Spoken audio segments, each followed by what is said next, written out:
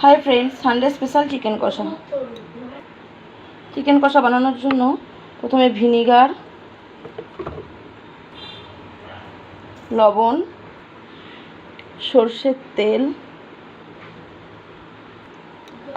দিয়ে ভালো করে মাখিয়ে আধ ঘন্টা মতো রেখে দেব। আধ ঘন্টা মতো আমি রেখে দেব। একটা কড়াই বসিয়ে তার মধ্যে সরষের তেল দিলাম। তেলটা ভালো মতো গরম হয়ে গেলে এর মধ্যে কিছু ফোড়ন দিলাম। গোটা গরম মশলা, এলাচ, লবঙ্গ, দারচিনি, জিরে, তেজপাতা। তারপর আবার পেঁয়াজটা দিয়ে দেব।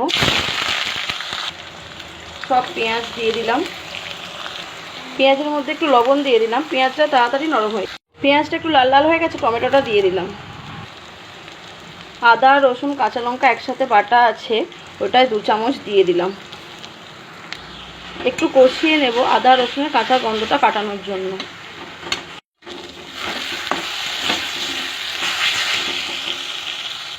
এবার এক এক করে গুঁড়ো মশলাগুলো দিয়ে দেবো। হলুদ গুঁড়ো, লঙ্কার গুঁড়ো, জিরের গুঁড়ো, সামান্য একটু চিনি দেব, একটু জল দিয়ে কষিয়ে নেব।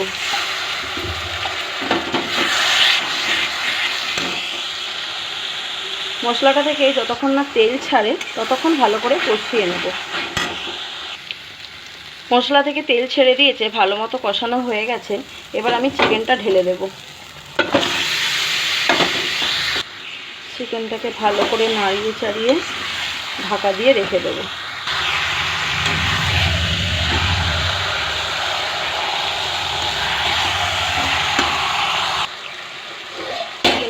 ঢাকা দিয়ে রেখে দেব।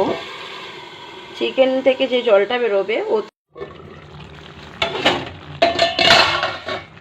কতটা জল বেরিয়েছে দেখুন।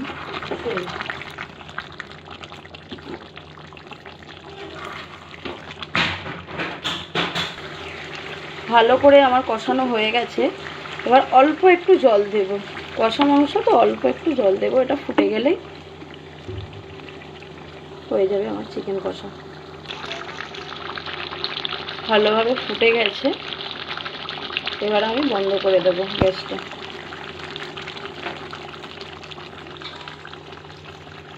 হয়ে গেছে আমার চিকেন কষা।